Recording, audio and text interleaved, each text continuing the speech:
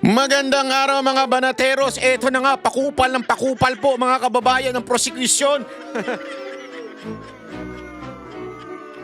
Anong ibig mo sabihin, Banat Bay? Paliwanag mo naman kaagad dyan. Masyado ka naman eh. Sumusubra ka naman sa mga sinasabi mo. Hindi, alam mga kababayan, yan po hindi mura. Baka sabihin ninyo, mura po yan. Ibig sabihin ng kupal, yan po yung mas matindi pa sa pakapal ng mukha, pagago ng pagago. Yun o yung sagad kupal. Yun po ibig sabihin nun mga kababayan. Bakit ko nasabing pakupal ng pakupal itong mga prosecution? Alam nyo kung bakit. Ganito kasi yan. I will justify what I just have said. Andali, ipapaliwanag ko. Ha? Baka sabihin ninyo, fake news. Ganito lang naman po kasimple yan mga kababayan.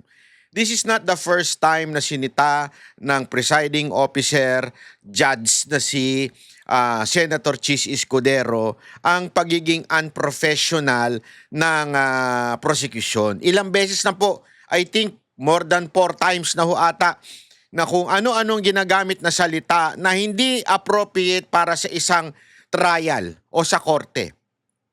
Always remember, even if this is a impeachment court, o sinasabi nga nila, this is a unique court in a way because ang usapan dito, it's not about being guilty yung tao o criminal yung tao, but on public trust.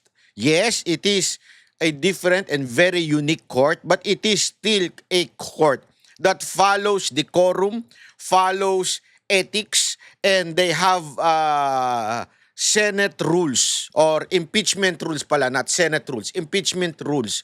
Therefore, it has to be organized and professional. Pero mga kababayan, itong prosecution, kung ano-anong ginagamit na salita na hindi naaayon sa isang formal na trial. Kaya ang sinabi kong salita ay pakupal ng pakupal.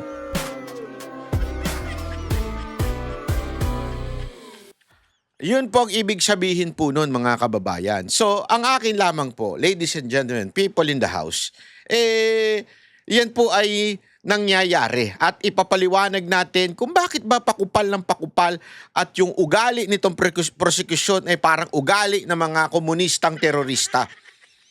Sa totoo lamang po, wala na ho ata silang pinagkaiba doon sa mga teroristang nasa kamara. Parang pareho na silang magsalita na supposedly hindi naman dapat. Supposedly ay hindi ho ganyan ang asal ng isang abogado. Remember, they are not a politician. They are officer of the court. Therefore, meron silang sinusunod na decorum, may sinusunod silang ethics na kailangan nilang sundan. Pero bakit tila yung mga pananalita nila ay parang mga komunista na? Parang mga terorista na? Kasi nga ho, ladies and gentlemen, people in the house, it's because ang kanila naman po, it's not to convict VP Sara Duterte. Ang kanila po ay masira si VP Sara Duterte yung perception sa publiko para ho sa 2028 election. Kahit po i-deny nila ng i-deny yan, pero yan po talaga ang motibo ng papa-impeach kay VP Sara Duterte.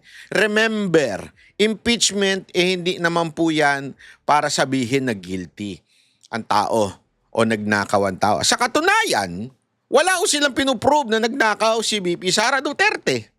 Wala ko silang pinuprove na nabulsa ni VP Sara Duterte yung pera.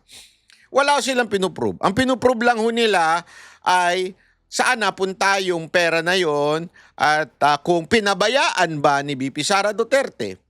Which is, hindi naman po yun krimen, kung sakasakaling mapatunayan na gano'n, hindi po. Remember, wala hong naibulsa si VP Sara Duterte. Hindi po nila tinutukoy na yung pera ay ibinulsa ni VP Sara Duterte. Wala ho silang tinutukoy, wala ho silang pinipresentang ebidensya that would prove that point. Ano yung pinuprove po nila?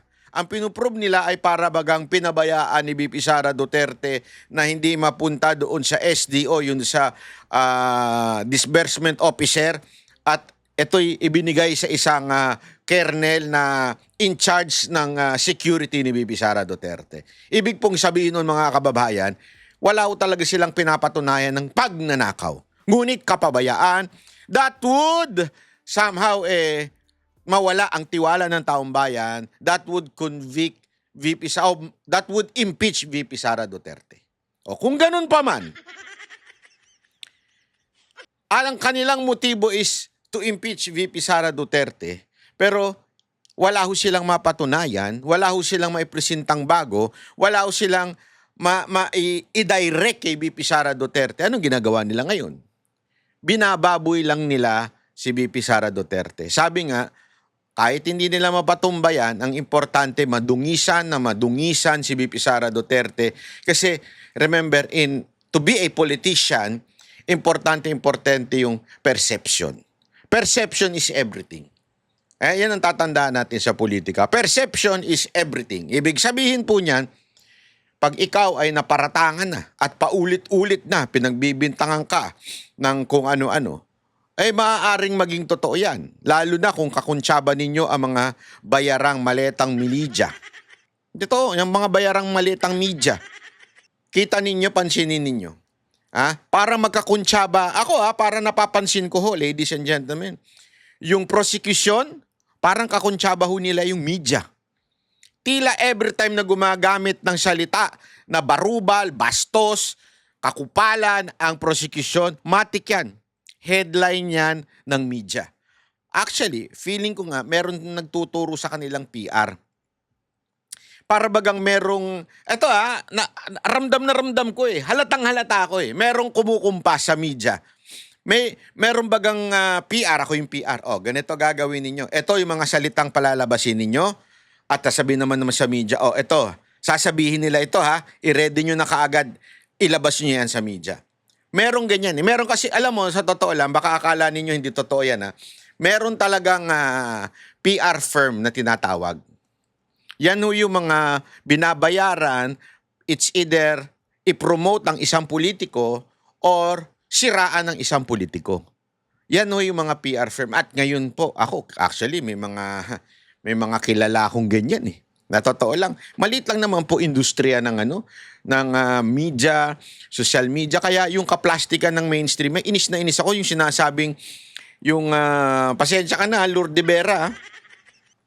Pagka nag-ending siya yung outro niya doon sa mga balita niya, mag-follow na kayo kasi ngayon naglipa na ang fake news.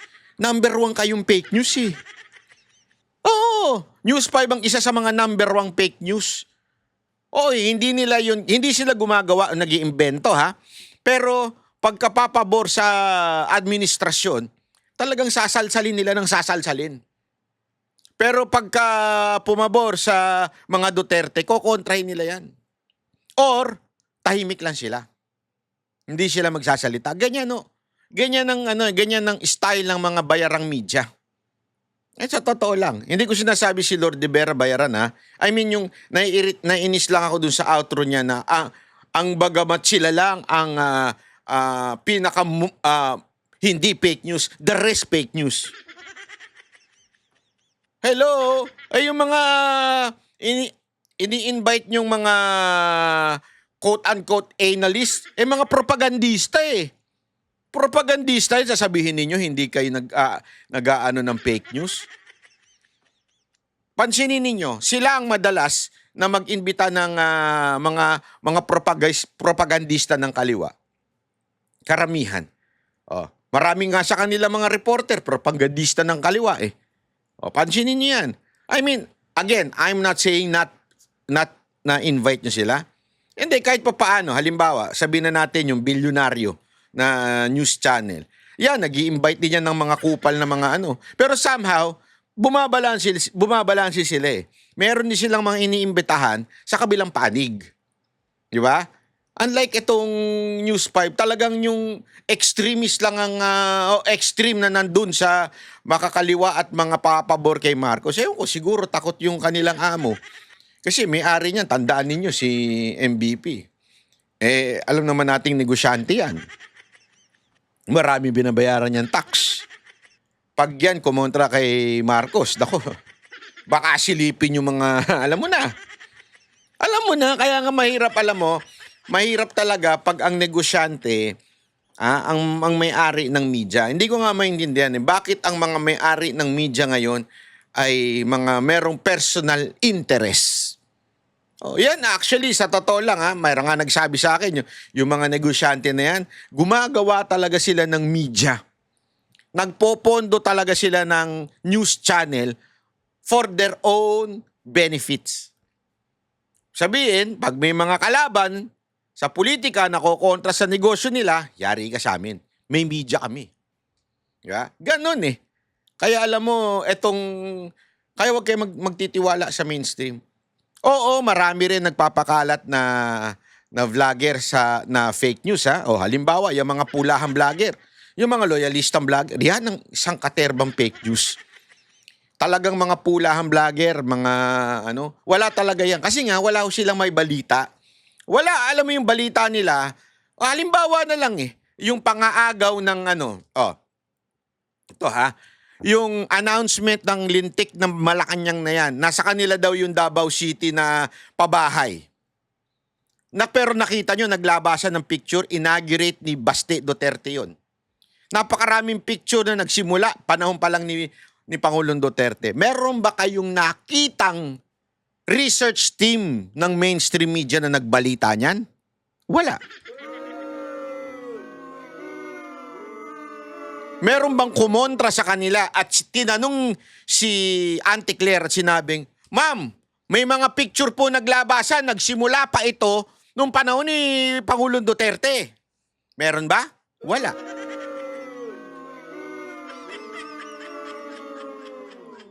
Sasabihin ng mga tanga kasi merong nag-i-interview. Etong yung pangit na nag-i-interview.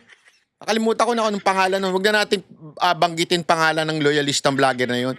Na habang nag-i-interview siya ng mga tao, abay dinibate niya yung isang tumutol sa kanya. Tapos konti na lang iiyak na. Sabi ko nga tanginan to gago rin no. I mean, pag nag-interview ka, kung professional ka hayaan mo yung ini-interview magsalita. Hayaan mo siya. Kung kumontra siya sa'yo, edi go. Wag mong babastusin. In-interview mo, kupal ka di hayaan mo siya magsalita. Tapos, after nun, tsaka mo na lang magpresenta ka ng mga counter-argument mo. Diba? Sabihin mo, ganito yan, ganyan. Parang kami ilang beses na kami naka-interview ng hiwalay sa aming pananaw. Binastos ba namin? Diba? Ang saya nga Ang saya pa rin namin sa interview. Mantakin mo, isang Dilawan, in-interview namin. Isang si Isko, in-interview namin. Isang si, pangalan nito, si Chanko, kamag-anak ni Marcos, in-interview namin. Halata naman na pinoprotektahan niya si Marcos. At ang binabanata lang niya, si Romualdez, in-interview namin. And alam namin ng stand nila. Pero nakita niyo ba namin na kinontra namin at binastos namin sa estasyon? Kaya na lang din yung mga mainstream media may pambala na para bagang ang mga vlogger ay unprofessional kasi sa mga katulad nun. Yung vlogger ng mga pulahan na yan, kasi sa totoo lang, hindi naman sa pero lang yan, tambay lang sa kanto yan Na binigyan mo ng mikropono, ng cellphone, ayun, nag-vlog na. Tas binayaran na. Diba? Kaya tuloy, nung kinokontra siya nung in-interview niya, simula pa yan nung panahon ni Pangulong Duterte. Sino nagpatuloy? Bay, tarantado ka pala. Alam naman si Pangulong Duterte pa rin magpatuloy. Nandun na siya dahig. Ang tanga-tanga sabi ko, tanginang argument itong bobo. Sino nagpatuloy ng project ni Duterte? Alam naman ako. Alam naman si VP Sara Duterte. Sino ba presidente ngayon? Parang bobo. Yung mga tanong niya pang grade 1 ka ba? Siguro yung mga elementarya mas matalino pa kaysa sa'yo. Diba, saan mo nakakita ng ganong klaseng, sino nagpatuloy? Sino, pikon na pikon Bobo, hayo. Magtaka ka kung pinagpatuloy pa ni Pangulong Duterte yun. Hindi daw natapos. Talaga hindi matatapos. 6 na taon yun. Bigyan mo ng pagkakataon tapusin. Ang tanga talaga Sabi ko, ano bang argument ito? Ang bobo. Pero wala Sabi ko, wala talaga kasi, talaga sila Hindi naman po kasi talaga sila maalam. Sila po wala. tambay lang, binigyan ng cellphone, ayan, mag-vlog ka, pagtanggol mo kami, babayaran ka namin ng 20,000, 40,000. Kaya tinan mo itsura.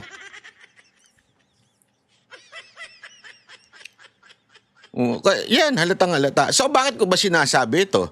Hindi kasi alam mo, magkakakuntsaba kasi sila dyan. Kaya itong prosecution, parang gano'n na rin ang asal. Naghahanap sila ng soundbites. Soundbites lang ang kanila importante. Hindi importante sa kanila na mapatunayan na yung confidential funds nalustay at hindi nagamit ng tama. Hindi yun ang purpose nila. Ang purpose nila, soundbites na makakasira kay VP Sara Duterte. Pero nagkakamali kasi sila. Ang akala nila nasisira si VP Sara Duterte sa katarantaduhan nila. Diba, halimbawa ko na lang yung mga katulad ni Tulfo, ni Raffy Tulfo, di ba? Na gumamit ng stupido. Sa tingin nila, nakakapunto sila doon. Honestly, alam mo, lalabas at lalabas ang katotohanan. Lalabas at lalabas ang katotohanan na, sabi nga nung isang nakita ko ang tindi naman nito magsalita ng stupid, hindi nga siya nakapagtapos. Tapos, nakapagtapos yung parang kinakausap niya. Alam mo, si Ma'am Gina Acosta, tingnan nyo yung kanyang pattern. Yes, may problema siya with language. Alam mo, eto honestly, nangyari na rin po sa akin yan. Meron na rin po akong mga hindi, nagkaroon ng konting miscommunication sa isang taga Davao City, basta isang organizer, dahil sa words, use of words. Kasi nga, iba talaga sila Tingnan ninyo, ito ewan ko kung totoo to ito sabi nila sa akin, pansinin mo, ang Bisaya ng taga Davao City, napakalambing.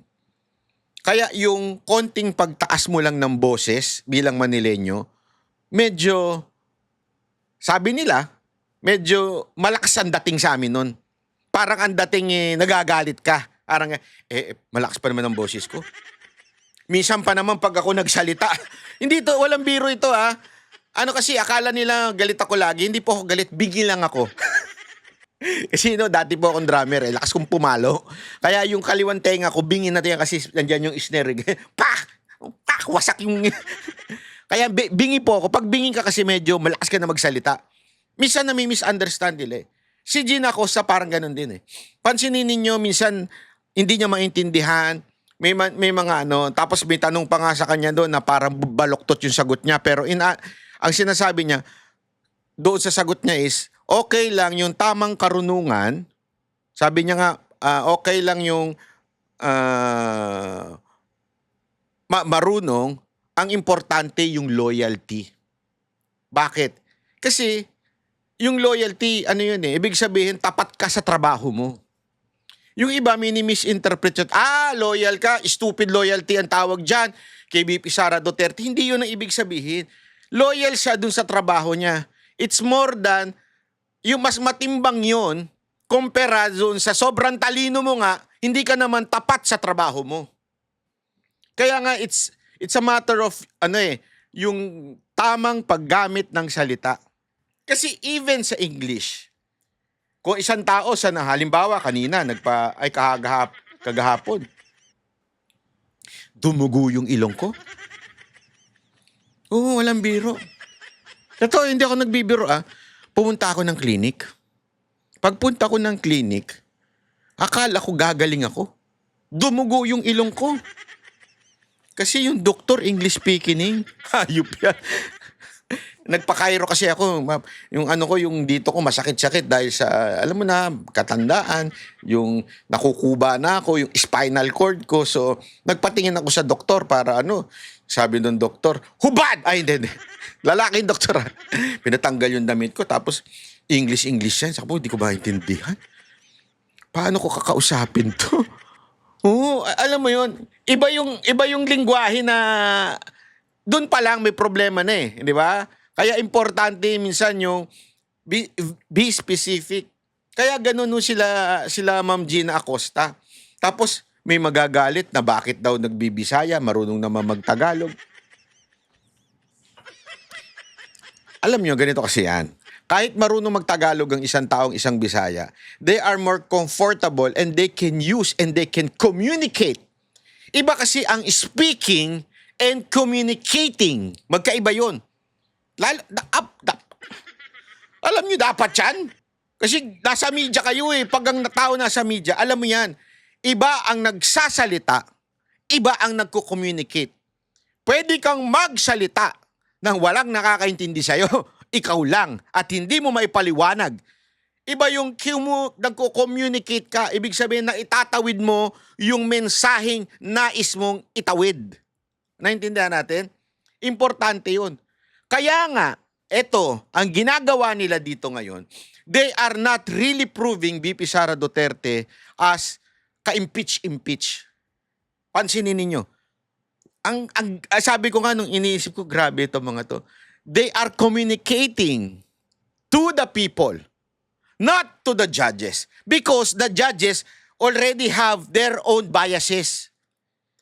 Pagbalibalik ta rin po paman natin yan. 'Di ba kahapon pinalabas ko yung tungkol kay Chis Escudero? Nakalagay doon 49%. Ang kailangan mo diyan 16 eh. That's more than 50%. Kailangan mo para ma-impeach si VP Sara Duterte 16 at yan ay pinaninindigan ng ating presiding officer until now 16. How can you convict that person? Kung ang kailangan mo ay 16, maraming paraan yan. It's either mamatay, mawala sa bansa ang isang senador, or matanggal sa pagiging senador ang isang senador para bumaba yung 16 na yon. Pero more than that, ang sinasabi mismo ng survey, 50%, to be exact 49%. Ibig sabihin nun, malabong makonvict si VP Sara Duterte. And the prosecution knows that. Bakit? Remember, ang nangyayari ngayon, lahat ng pinipresenta ay witness pa lamang ng prosecution. Talagang it will look advantageous sa kanila na parang, syempre, ikaw nagpipresenta ng witness eh. Even hostile witness yan. Ikaw ang nagki-question, nagpapalabas dyan. So alam mo, isa loob-loob ko, antayin ninyo. Antayin ninyo na ang defense na maglabas ng witness. Kasi sabi nila, bakit hindi imbitahan sila Chika? Totoo naman. Isipin nyo to sila Chika ang lahat ng gumastos. Ibig sabihin, nagbigay ng pera bahagi ng pera ng confidential. Bakit ayaw ipatawag ng defense? Hindi nyo ba napapansin yun? Kasi alam nila mapapaya sila. Pero antayin ninyo. Pag yan nilabas hindi pala defense, prosecution, nagkakabalik-baliktad ako. Bakit ayaw imbitahan ng prosecution? Kasi alam nilang mayayari sila. Lalabas ang katotohanan na hindi ginamit sa mali. Tama ang paggamit. Remember, if there is credible person to use the confidential funds, it's not Ma'am Gina Acosta, it's not the witness yesterday. Siyempre, yung merong intelligence background. Sino yun? Military. Which is yung head. Remember wag nating anuhin to Yung head na yon, hindi yun hinire ni VP Sara Duterte. Yes, maybe she requested for it. But remember, sila Chika is under AFP. Official yan ng AFP. Hindi po yan kung sino-sino dinampot tapos inilagay dyan. Hindi, official po yan. Ang naglagay ng VPSG, yung security group ng VP, ay AFP. At yan po ay nasa batas po natin yan. Kaya nga, ang tataka ka, sa dami-dami ng imbitahan, ba't hindi yun ang inimbitahan? Kasi susuplak sila doon. O antayin ninyo, pag yan ang nilagay na witness ng defense. Kaya nga nakakatuwa tayo, iniisip ko kanina, bakit kaya ganito nangyari, no? All of the articles, tatapusin muna in the side of the prosecution. Ganyan na nangyari ngayon eh. Yung grave threat, confidential funds, at kung ano mapan yung dalawa pang article, yan muna tatapusin yung kanilang witness. After that, Doon na yung witness ng defense, which is the last part. Sabi ko nga, it's a good strategy. That's a good strategy. You know why? Kasi usually yung huli ang naaalala. So kung meron mga maalala ang taong bayan at mga senator judge, ay yung huli. In other words, alam ng prosecution na malabong ma-impeach si VP Sara Duterte. So what they are doing now is babuyin lang si VP Sara Duterte. Yan ang totoo. O, panoorin natin ito, ha? Ito. Tingnan ninyo. So in short, paiba, you will also agree with me na kapag paiba-iba ang rason, maaring nagsisinungaling lang or talaga namang ito ay isa lamang scam. Ate, wag ka na magpa-cute, di ka cute. Tigil mo na yung pangiti-ngiti mo, hindi ka cute. Hindi, feeling siguro nito cute siya. Kaya, alam mo yon, te, wag ganun. Eh? Ikaw yung tipo ng... No comment. Honor, please. Munti ka ko na sabihin hinihiwalay ng mga asawa eh. Sorry. Hindi ko sasabihin yun. You and I both know, Attorney May, I have to sustain whatever basis for the objection Attorney Christine Yes, made. Your Honor. Move to strike the scam and nagsisinungaling. So stricken off the record. Last item, Your Honor. Yes, proceed, Attorney May. Kay Mr. Antonio, kanina sinabi mo na si Vice President mismo ang humingi ng confidential fund sa simula pa lang. Siya ang humingi ng 250 million mula sa DBM. Tama ba?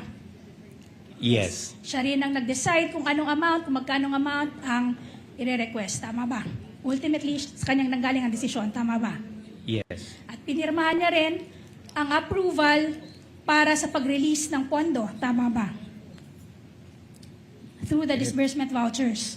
Tama ba? Yes. Yes. Pinirmahan niya rin ang mga liquidation reports at certification supporting the liquidation reports. Tama ba? Yes. Okay. In short, you will agree with me, this whole confidential funds matter, ang architect at mastermind nito ay si Vice President Sara. Your Honor, please. Your Honor, please. Objection. Sustained. Counsel, Mastermind. Move to strike, Your Honor, the Your Honor, statement. May we request, Your Honor, that it remain on record? may I request you likewise Move to strike, Your Honor. I will have to strike it off, Counsel. Kindly replace it with words that are more acceptable, such as that everything was approved by and with the consent of or with the full knowledge of. It's up to you. I don't want to put words in your mouth. Mr. Antonio, she was the architect. Yung confidential funds na to, Objection, Your Honor. kung paano ito i-disperse at gagamitin, i-utilize, Objection. siya ang architect ng buong ito. I will have to sustain the objection again, Counsel. Allow me. Mr. Tonyo, lahat ng nangyayari at ginawa kaugnay ng confidential fund mula sa paghingi nito sa DBM, sa paggastos, kung paano ito ginastos, paano ito niliquidate, kasabay na yung mga sagot na binigay kaugnay sa OEM, Notice of Suspension at Notice of Disallowance. Lahat ito ay alam, nasa ilalim ng supervision, pinahintulutan at inotorisa ng ikalawang Pangulo. Wait. Can Gusto mo can you isa-isa ko? can you repeat, Your Honor? Lahat ng bagay kaugnay sa confidential fund mula sa pag-request, sa pag-release, sa pag-encash, sa paggastos, sa pag-liquidate, sa pagsagot sa mga AUM, Notice of Suspension at Notice of Disallowance, ay una, nalalaman ng ikalawang Pangulo. Pangalawa, inotorisa niya base sa mga pirma niya sa iba't ibang dokumento. At pangatlo, Alam mo ko ako yung sasagot sa prosecution, sasagot ko sa prosecution. Obvious ba? Sino ba boss namin? Alam naman na magdi-decide niya si Gina Acosta. Alam naman magdi-decide niyan yung janitor sa opisina namin. Confidential funds yan, siyempre magdi-decide niyan yung vice president, yung pinuno namin. Tinatanong pa ba yan? ay nasa ilalim ng kanyang supervision bilang head of agency. Would that be an accurate statement or tell me if it's not? Based on my understanding, sir, and based on what I know, sir, yes, Vice President knows about the confidential activities and how it is being implemented. I'll proceed further. May ginawa ka ba na hindi alam o inauthorize ni Vice President Sara kaugnay sa confidential funds kasabay na yung pagsagot mo sa mga AOM Notice of Suspension? Buti na lang talaga nandito si Jesse Escudero, no? Hindi. Kasi yung abogado, condescending yung prosecutor, condescending sa mga tanong niya eh. At least ito malinaw. Meron ka bang ginawa na hindi alam ni Vice President? Alam mo yun? Disallowance. None, Your Honor. Lahat alam niya at inauthorize niya. Oh, Yes, dapat sir. lang. That's good answer. Palakpakan. Sa pagkakaalam mo, may ginawa ba si Gina o si Colonel Lachica kaugnay ng confidential funds mula sa disbursement, mula sa withdrawal, disbursement at liquidation na hindi nalalaman o inautorisa ng ikalawang Pangulo, if you know? As to Miss Gina and Colonel Lachica, Your Honor, I would have no personal knowledge on it. Okay. Your Any Honor, final questions, Attorney? That would go for direct, Your Honor. Your Honor, please. Yes, Attorney Christine, rather. Before we release the witness and adjourn, Your Honor, there is a consensus, Your Honor, that we will ask the court, the respondent would like to ask the court to remind the prosecution, Your Honor, not to use inappropriate words, Your Honor, like scam, mastermind, nagsisinungaling. This is the third time, Your Honor, that Yun, we have heard tama. those words, specifically the word scam. And this is a solemn proceeding. This is a court of law. This is a court of procedure, and actually a court of decorum. And we are not supposed to make insinuations, accusations, or conclusions, Your Honor. So we request the court to... Alam mo, sa totoo lang, eto hindi naman po bobo yung prosecution eh. I don't think first time nila to na trial. Kasi if this is an impeachment, talagang yung kukunin mo yung magaling, bihasa, na i-prosecute si VP Sara Duterte. Therefore, hindi ito mga bagito. Ito po yung isa nga nabubulok na eh. Naagnas na. Talaga may alam to. Pero bakit ganun yung pananalita nila? Again, because they're treating this not as a trial or court. They're treating this as propaganda para laban kay VP Sara. Kindly remind the prosecution. Yes, I agree with counsel. Earlier, the court made an admonition and reminder to the counsel for the panel of prosecutors, but did not strike out those statements. But subsequent similar statements made were stricken off from the record by the presiding officer. But it does seem that it's becoming a, I would rather use the word habit than pattern. Kaya nga Senator Cheese, nananawagan po kami sa inyo, Senator Cheese. It's about time na, I don't know kung warning ba, ilang warning na yan, nakatatlo na yan eh. Can you do something about it? Natila kasi paulit-ulit na eh. Baka kailangan may masampulan ng contempt. I do not know I do not know. For the panel of prosecutors to close their direct with such strong statements. So kindly, yes, what is the pleasure of Senator Judge Cayetano? Thank you, Mr. Presiding Officer, Mr. Senate President, dear colleagues. I'd just like to take note that so the presiding officer made a ruling. We all know the intention and the duties of the prosecution. We admire your passion in trying to prove your allegations, but we're also all aware that the medium is the message. So during the time of radio and even TV, you make that statement and then it is stricken off the record. It's forgotten. Dati. There's no, if I can use the word, mind conditioning. And in fact, when I first became a senator in 2007, talagang hahanapin mo talaga yung records. That's why even here, kapag ka may disagreements, and medyo nadala ng emotion, pinapa-strike off the record. At pagka sa labas ng Senate nangyari, naghahamunan ng, you say that here, para magsagutan tayo. So the problem nga with coming up with words especially, and this for both sides and even for the senator judges, when we use certain words that can be sa Tagalog bansag, binansagan mo na na scam o scammer, binansagan mo na nagnakaw, etc. So personally, I don't mind if you use words that is already in your pleadings or in your articles of impeachment. But of course, it still should come from the witness unless you can frame it in a way that it's not only the dignity of the court. I'm just saying, let's all be aware that when we say it, even if we say withdrawn or even, both sides, kahit sabihin mo withdrawn na to, kahit sabihin mong nice try, etc. We know that that's for the cameras, not just for the court. Diba? Kasi kaming 24, whether we watch it here, we watch it in our cell phone, we watch it inside, kami magde-decide. But we all know we're also trying to convince you, not we. The prosecution and defense is trying to convince the public that either the Vice President or her office or whoever is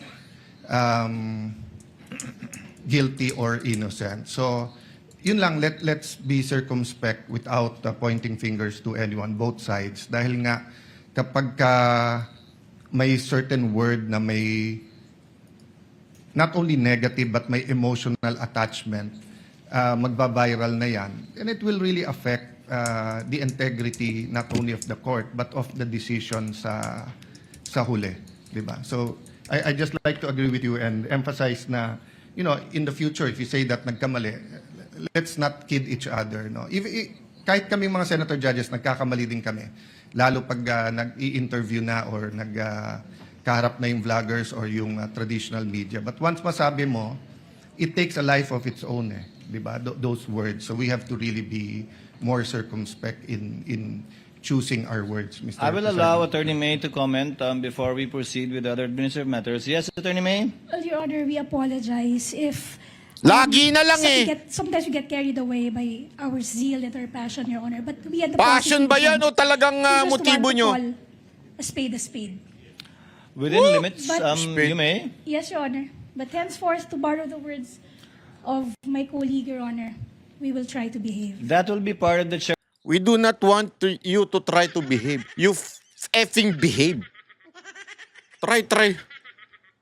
chair's ruling as well. However, since we're ending at 2:30, Attorney Christine, your cross will proceed tomorrow Yes, Your Honor. and redirect and recross as well. But with the permission of the counsel for the parties, the chair will begin the proceedings tomorrow with its ruling in regard to the August 12 manifestation of Attorney Sheila. So we will begin tomorrow with Attorney Ligutan, giving him his 5 minutes of explanation or not longer than that, the ruling, and then we'll proceed with your cross, Attorney Christine, and then your redirect and recross, if any, by Attorney May and Attorney Christine, respectively. In the meantime, before we adjourn, for the information of Senator Judges, according to the Senate President, we shall convene session at 3 p.m. The court acknowledges the report of the clerk of court with respect to the comparison of the acknowledgement receipts and directs the clerk of court to furnish a copy of its findings, which the presiding officer initially mentioned last week, to the counsel for the parties as well as the senator judges. Ito pa, pakinggan pa natin. Nakita ninyo ha, napagalitan tuloy sila. Kasi totoo naman eh. Ilang beses na ho silang sorry. Diba? Kasi nga, again, it's because of itong kanilang gusto nilang mangyari na paninira lang soundbite lang. Ito, pakinggan muna natin ito ha. Ito. Isa pa. In-encash nyo ang mga cheque or ang cheque pertaining to this fund, confidential fund, noon lamang December 20, 2022. Tama bang sabihin na yung pondo ay na-disburse sa loob lamang ng 11 days? Tama ba? That, ma'am, I cannot Based on this give. document, If you base on the document, there's a liquidation of the cash advance for the period of December 21 to 31. and that would be 10 days. If you base it Yes. here, ma'am, that's December 21 to 31. Yes. Okay. So a good 10 days. Your Di ka ba marunong magbilang? Paulit-ulit na nga sinabi, December, yun, 21 to 31. Honor, please. The document speaks for itself. Your Oo Honor, nga I eh. believe counsel is referring to the original documents rule. Unfortunately for her, Your Honor, that's an improper invocation of the original documents rule. The original documents rule does not bar questions relating to the document. What it simply prohibits is the substitution of the testimony of the witness for the document without producing the original of said document. Your Honor, the original of this document was presented to this honorable court as early as the pre-trial conference of this case, Your Honor. We will Ayan yan, tuloy-tuloy. allow it subject to the parameters that they cannot change what's contained in the document, but he may be Your Honor. questioned with respect to his understanding and appreciation of the document. Yes, Your Honor, Attorney quick Christine? reply. Because the witness was asked to interpret the document, Your Honor, and the contents of the document. I wasn't asking, Your Honor. It's by simple arithmetic, No, Your Honor. She was referring to the contents of the With all due document. respect, Your Honor, if I can just make a brief reply to the manifestation, Your Honor. Yes, counsel, briefly. Yes, I wasn't asking, Your Honor, this witness to interpret the document. By simple arithmetic, Your Honor, this witness can easily come up with a number of days within which, and just by looking at the document, this witness can easily come up and say the number of days within which the 125 million was spent and disbursed, Your Honor.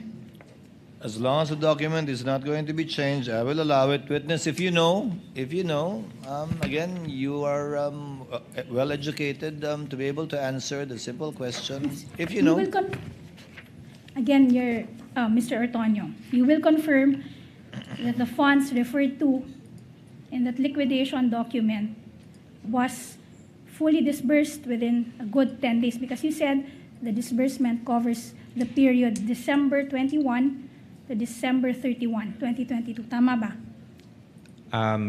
Based on computation, ma'am, it's actually 11 Sorry, days. 11 days. Based on the computation and based on the document, ma'am, it's 11 days. It will reflect 11 days. Correct. Ito ay sa kabila ng fact na sa ilalim ng PFP, ang pondo ay para sa buong ika-4 na quarter ng 2022. Tama ba? It's for the fourth quarter of 2022. And that fourth quarter of 2022 means the period October, November, December of 2022. Tama ba? For fourth quarter, ma'am, that covers for October, November, and December. Kaya, October, November, and December 2022. Yes. Yes. So it means dahil it covers that period, October, November, December 2022, yung pondo ay spread out supposedly para sa activities na itinala noong October, November, and December 2022. Tama ba? Your Honor, Oo nga. please. Paulit-ulit. That is an assumption, Your Honor. That's a conclusion of fact. The witness did not testify that it should be spread throughout the quarter, Your Honor, and speculative also. May I just, Your Honor, make a counter manifestation and a reply to the comment? Counter, Yes, counsel. counter. What's your Counter I'm niyo not mukha mo. assuming anything, Your Honor. Precisely, I am asking this witness to confirm. There's no assumption in that, Your Honor. Counsel, but it has no basis. Counsel for respondent is correct. The witness did not say, neither was it contained in any letter of the Office of the Vice President, that it is for the entire quarter. Reform Counsel, With all due you can get to what you want still. Kindly With all due reform. respect, Your Honor, this witness has just admitted earlier that the funds was for the fourth quarter of 2022. He even mentioned that it is for October, November, for the period October, November, and December 2022. Your Honor, I believe the court has already ruled on the matter, Your Honor. Kindly reform Counsel. You can get to what you want just as easily, Counsel. Okay.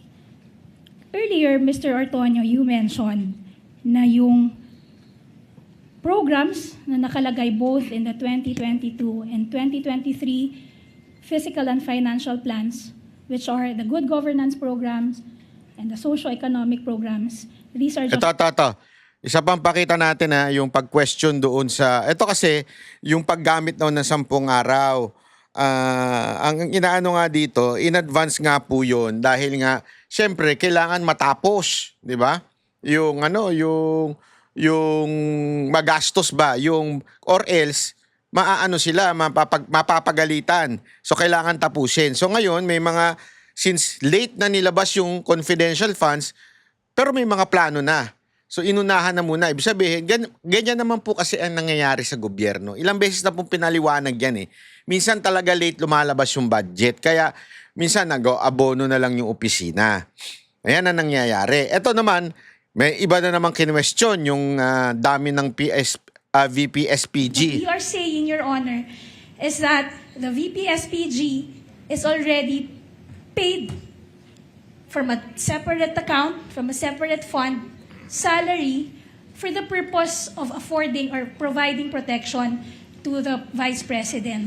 Now, Your Honor, they requested for funds, additional funds to pay for the very same protection. Your Honor, please. That's already being Counsel is testifying, Your Honor. That's already being afforded by Actually, the VP SPG. counsels, please. And will also confirm na beginning October 2022 and during the entire relevant period, the Vice President already had at least 470 protective security personnel or protective agents. Tama ba? As to the exact number, ma'am, of the VP SPG personnel, I cannot comment, ma'am, but there's a unit that handles the security of the VP, which is the VP SPG. Let me refresh your memory, Mr. Ortonio. We will be showing you your letter to the DBM dated October 11, 2022, which is Prosecution's Exhibit P-I-4-D.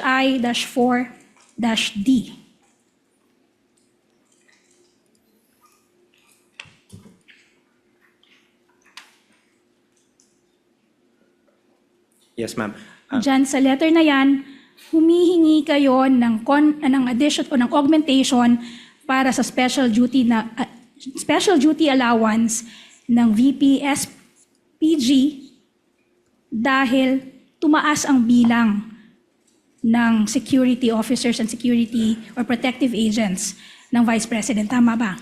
Yes. Sinabi mo rin dyan sa letter na yan na as of October 10, 2022, the total count per roster of troops is 473. Yes, ma'am. I mentioned, ma'am, na... Yes. I can- Thank you, Mr. Ortonio. I'm satisfied with your answer.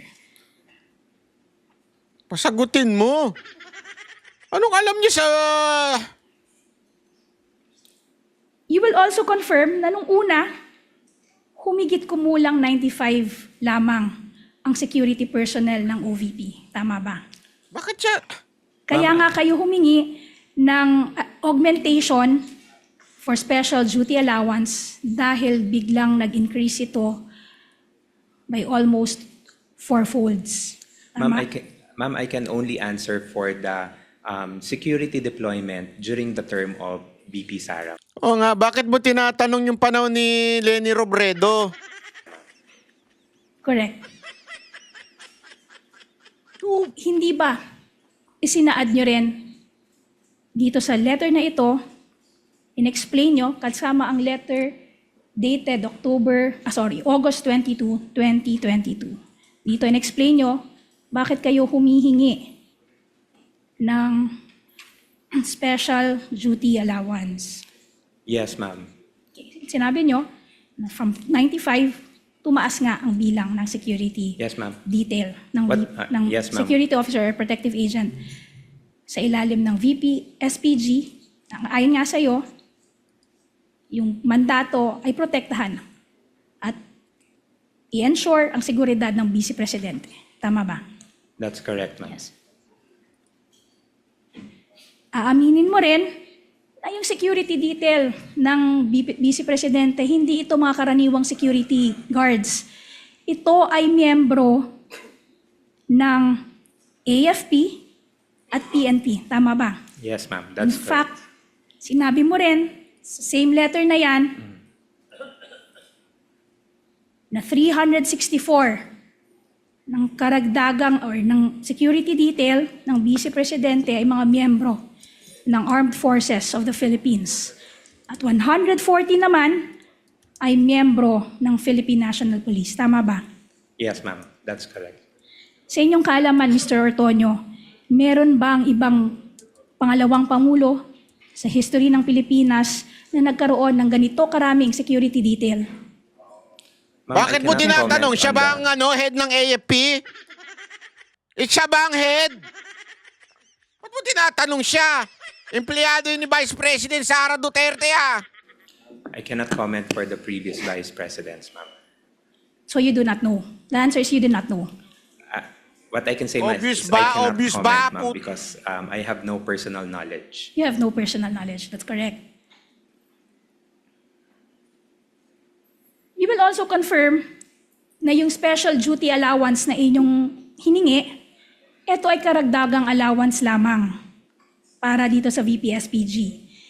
Ibig sabihin, etong membro ng mga VPSPG, kumukuha na ito ng, or tumatanggap na ng sweldo mula sa AFP, sa ilalim ng General Appropriations Act for the members of the AFP, at yung mga miyembro naman ng PNP, tumatanggap ng sahod mula sa PNP. Kung alam ninyo, Your Mr. Honor, Ortonio. please. Counsel? I will have to object, Your Honor, because Council has not shown the relevance of the salaries of VPSPG to the confidential funds. And in fact, there was no finding from the COA ICFAO regarding this matter. Okay, on 2 points, Your Honor. Kindly comment, Counsel. First, Your Honor, the fact that this was not flagged by the COA does not preclude this honorable court from making a finding on whether it is irregular or not. Number two, Your Honor, it's very relevant, Your Honor, because their primary justification for the confidential funds is for ensuring the security of the Vice President, which is already governed by the mandate of the VPSPG. In short, Your Honor, they requested funds, additional funds, for an item that is already answered for Quick reply, by Your Honor. the mandate of the Let her finish, VPSPG, and which is already paid for from a separate funding, Your Honor. Quick Yes, reply, Your Honor. can you sing? The issue on the VPSPG salary, Your Honor, being allegedly covered by the confidential funds is not among the allegations in the articles of impeachment. Neither was this matter alleged in the impeachment complaints. Number two, the impeachment court only relies on the findings of the COA, Your Honor. That's the reason why the COA was placed on the witness stand and testify on its matters, Your Honor. With all due respect, the matter of determining whether the salaries were indeed covered by the confidential funds is a matter outside the powers of the impeachment court to determine, Your Honor. Your Honor, if I may just reply, just to set the record straight, Your Honor, because the Brief prosecution reply, never... Counsel, before the chair makes a ruling. Please continue. Sorry. Your Honor, at no point and at no time did the prosecution say that the confidential funds were used to pay for the salary of the VPSPG. What we are saying, Your Honor, is that the VPSPG is already paid from a separate account, from a separate fund, salary for the purpose of affording or providing protection to the Vice President. Now, Your Honor, they requested for funds, additional funds to pay for the very same protection. Your Honor, please. That's already being Counsel is testifying, Your Honor. that's already being afforded by Actually, the VPSPG. counsels, please. Actually, Attorney May, you already were able to actually say what you want to say on the record based on your comments on the objection. I will have to sustain the objection of counsel for respondent. The salary of the VP SPG is irrelevant because the confidential funds cannot be used to pay for the salaries of First Security, and if at all, Yan, barado ka ngayon. Di ba? Ang linaw eh. to buy confidential information, if at all, which has also been shown to have been done. We see the point, Counsel, Attorney May, that the Vice President has 473 security personnel already that, as you stated in your offer, should be doing the job that they're spending this confidential fund for. However, the witness has already answered that he may not be in a position to answer that question specifically. Continue with your point. Thank you, Your Move Honor. on, Attorney. Ayan, so malinaw na malinaw yung paliwanag po regarding, kasi inang pinipilit nila ginagamit daw yung confidential funds pangsahod, hindi nga daw meron naman na daw. Hindi ho totoo yun. Yan, sinabi na kinlaro ho ni Chis Escudero yun. Napakahusay talaga nito.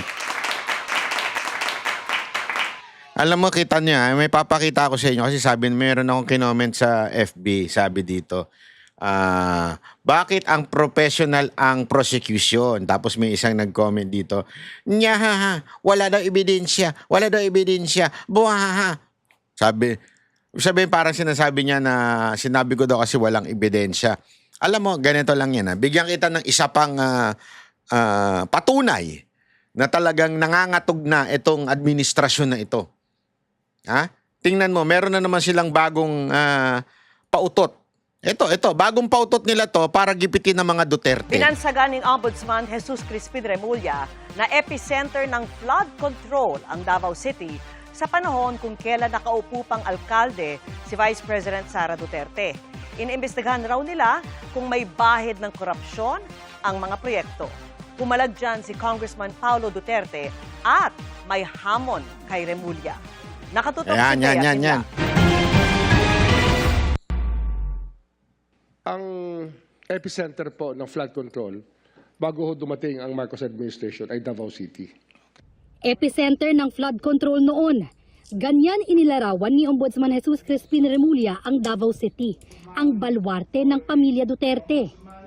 Humarap si Remulla sa House Appropriations Committee, kaugnay ng hinihinging mahigit 7 billion peso budget ng kanyang tanggapan para sa taong 2027. Doon, tinanong siya kung iniimbestigahan din ba ang umano'y korupsyon sa flood control project sa nakaraang administrasyon.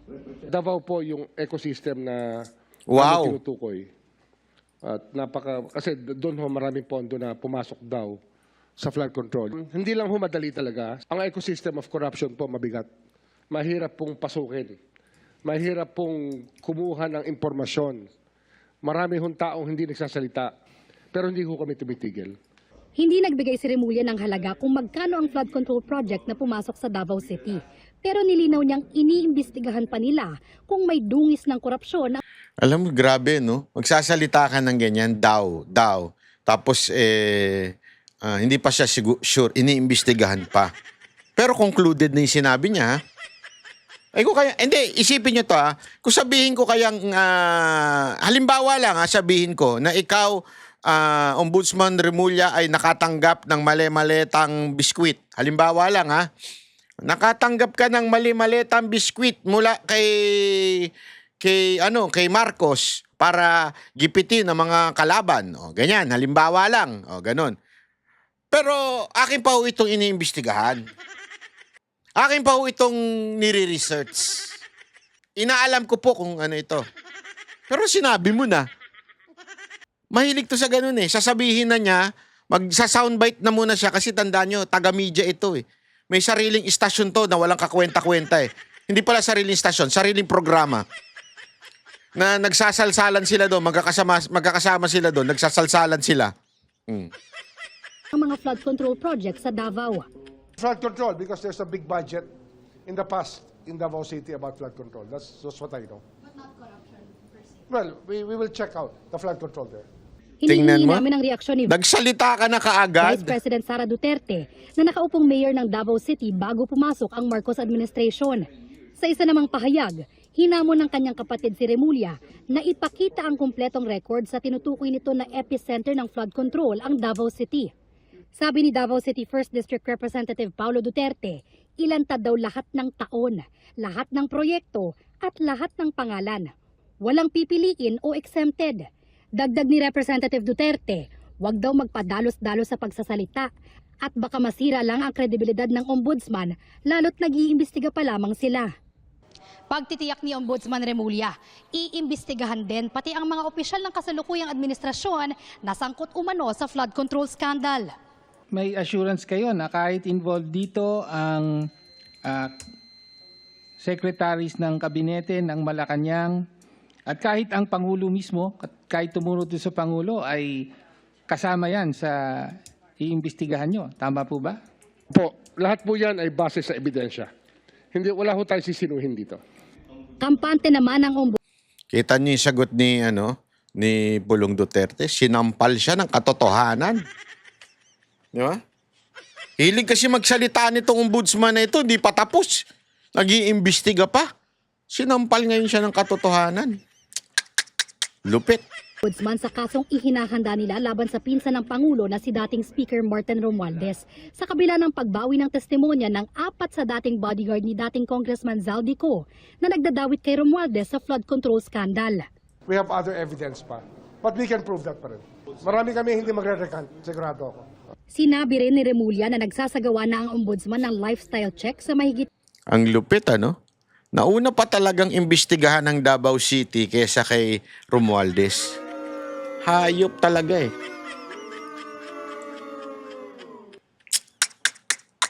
Lupit nyo, Brad. Ang lupit nyo. 100 opisyal ng gobyerno at pati social media pages ng mga kaanak nila sinisilip. We have been actively pursuing information on the people in Commission on Customs, in LTO, and other income-generating agencies of the government because this is where most of the lifestyle sins happen, including the BIR, Your Honor. Pero aminado si Remulla na limitado ang kapangyarihan nila sa fact-finding investigation o pagkalap ng ebidensya. Probably yung isang batas na kinakailangan namin, yung contempt powers na ibibigay po sa Office of the Ombudsman. Kasi parang wala hong ngipin kung hindi ho tayo bibigyan ng contempt powers. Bea Kasi, kung ikaw naman ang gagamit ng contempt powers na inaabuso nyo, wala mangyayari ngayon yan. Di ba? Hindi sa totoo lang, ito ang pinaka ahensya ng gobyerno ngayon na talagang bendalo. Kaya no wonder nung sinabi yung bendalo, di ba? Sinabi nung isang senador yung bendalo, tinanong siya kung tama ba. Tama ba ako, Mr. Secretary? Yes, Your Honor. Yung pala, i-apply niya talaga yung lintik na bendalo na yan. I-apply pala niya talaga yung lintik na bendalo na yan. Naku po, grabe ho talaga. Ay, nako. Kawawa ang bayan natin kasi yan ang, alam mo, pero at least, na rin, kasi sa totoo lang, noon, naamoy ko na yan noon pa Yang Cyril Remulla, hindi ko gusto yan noon pa. Sumipsip yan sa mga Duterte. Natandaan ninyo yung istasyon na programa nila sa DCRH. Dati mga mga maka-Duterte kuno yung mga ulol na yan Tapos biglang nung naging Marcos na Yan yung tinatawag mo na mga media na walang mga bayag. Sa totoo lang. Na bigla-bigla na lang lumilipat sa iba. Alam kasi nilang hindi nila kayang kontra ng gobyerno. So dun sila sa gobyerno. So ito naman, si Remulla, isa siya sa mga host dun Isa siya sa mga dating talagang todo-todo sip-sip sa mga Duterte. Kasi presidente si Pangulong Duterte. Ngayon, todo-todo paninira nila kasi nga, hindi na si presidente si Duterte. Eto walang biro Ako naiirita na ako sa mga ganyang politiko. Sa totoo lang. Pero mabuti na nga ngayon, naglabasan na yung totoong kulay nito. Dati kasi, maitim. Ngayon, mas maitim. Totoo. Tandaan nyo ang mga Remulla nun. Di ba? Naalala ko yan. Kasi di ba, nasa rally kami ng PRRD nun.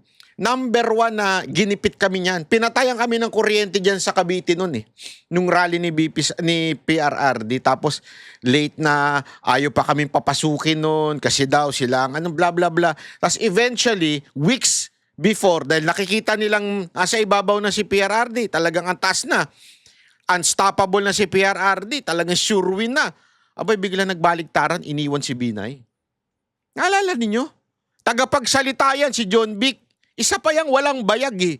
Tagapagsalita yan ni Binay, nilaglag niya si Binay noon week before at sinuportahan ng mga Rimulya itong si Pangulong Duterte. Ngayon, ganyan na naman ang ginagawa. At least ngayon, nailantad na talaga kung anong tunay na kulay ng mga Rimulya.